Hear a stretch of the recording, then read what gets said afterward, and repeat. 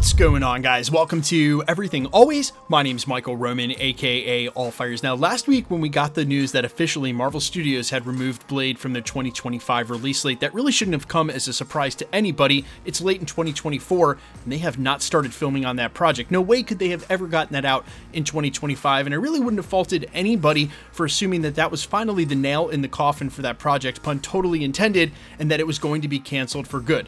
But we speculated in that very same video covering that news that this was just another temporary delay because of Marvel Studios' timing with the Multiverse Saga, and because Mahershala Ali is still attached to the project, and last we heard from him, he was actually pleased with where the project was going. Well, that's where we pick up today with a huge bombshell of a report coming from a trusted industry insider source indicating that Blade is all systems go, will actually start filming next year, and we got a ton of details about what's going on with the current project. We're breaking it all down, this latest update, that not only is Blade not canceled, but is actually about to start pre-production and very soon. But first, if you could hit the subscribe button, my analytics actually indicate that there are some of you who've been rocking with me for quite some time, maybe watched upwards of 10 or 20 videos, in some cases even 100, and haven't subscribed yet, which is totally cool. I realized about my own YouTube using behavior that I wasn't subscribed to some of my favorite content creators. I would just kindly remind you, if you haven't already and you've been rocking with the channel for a while, or you appreciate this content,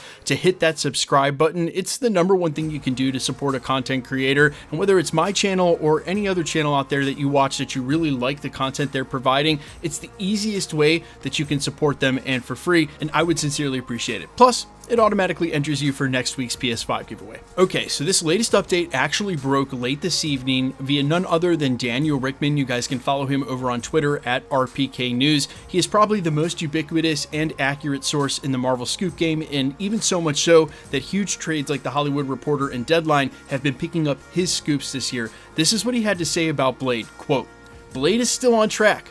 It's actually going to film at some point next year in the UK. Will have a smaller budget than other recent Marvel films, will be dark and R-rated. They are working on a new script right now." Okay, so there's actually a ton to unpack here. Let's just go through it. First up, amazing news that Blade is not ultimately canceled, that anybody who was speculating it was just kicking the can further down the road was right, and we are going to get Blade in the MCU.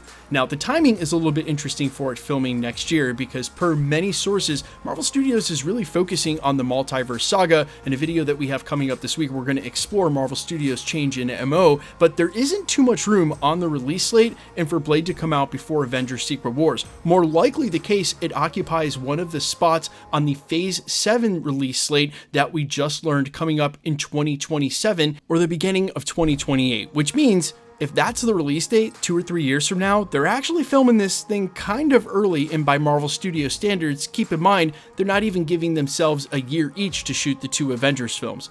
Still, it's going to start filming next year in the UK, and we'll probably have a late 2027, early 2028 release date coming up for Marvel Studios in Phase 7, and what we think will be the beginning of the Mutant Saga. Now, the next piece of news that it would actually have a smaller budget than other Marvel films really doesn't mean anything, because that can still mean an astronomical budget by other studio standards. Many Marvel films crossed the 200 million mark. Deadpool and Wolverine, as per Variety, was about 200 million, about the same or a little bit more for Ant-Man and the Wasp: Quantumania at 250.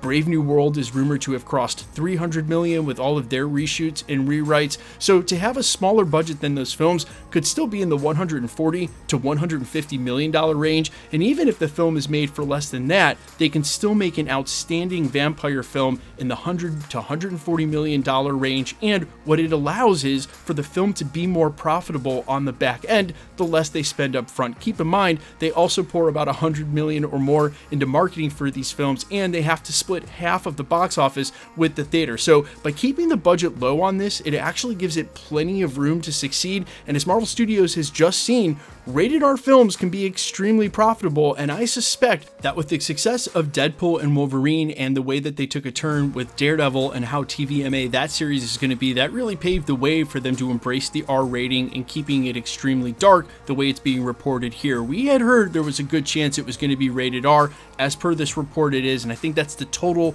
right way to do this movie. Now, there are still two huge question marks here. Last we heard, Eric Pearson had picked up the script from this, and he's the in-house closer at Marvel Studios. He was supposed to take the script over the finish line. It's unclear whether, when he says they're working on a new script now, if they're taking it from scratch and all over again. So I suspect we will hear a new writer announcement in rather soon. The same goes for the director, which obviously they've been through several of those as well, and my vote is still the guy who did the John Wick films in Chad Stahelski, who has shown interest and publicly campaigned in order to direct this film and has a direct connection with Kevin Feige, as he's the one who helped guide him and give him advice about the John Wick universe. I think that's a match made in heaven. The guy obviously knows how to handle action in a way that's compelling and artistic, and real talk, I feel like he would be the cherry on top and will have made the wait worth it when this all comes together. Still, I am super pumped for Blade, and even more so for Mahershala Ali standing on business and not just accepting whatever Marvel Studios wanted to give him as a lame script. And in retrospect, I know we're obviously going to find out more about this during the interviews at the press junket for the project when it finally comes out, but in retrospect, it really sounds like Mahershala Ali might have done more than anyone to save this project from being, well, a byproduct of a lot of what we saw in early Phase 4 and Phase 5. When for a minute there, it really looked like Marvel Studios had lost the beat on not only how to make these films compelling and build a universe, but connecting with what the fans really wanted to see in the films themselves. But they have definitely course corrected in a major way, and a rated R Blade film is something that, well, we have all waited for now in at least a half a decade, but no one has waited for more than Mahershala Ali, and bravo to him. You guys let me know all your thoughts down below. If you agree with the Chad Stahelski pick, I think it is a slam dunk, but if not, who do you want to see direct this film? I'm all ears as always. Quickly, let's get into the giveaway stuff before I let you go. Alright, we're still giving away PlayStation 5s here at the channel, and the next one happens to be at the end of the month to coincide with Agatha All Along's finale. If you want to be entered to win, or for any of the other future giveaways here at the channel, all the same rules will always apply. You've got to be a subscriber, so hit the sub button, then leave a comment down below, and because it's truly random, the more videos you comment on, the better chance you have of winning. All winners will be announced at the end of videos in the same way we're doing here, live with my voice, in the winning comment when there is one shown on screen.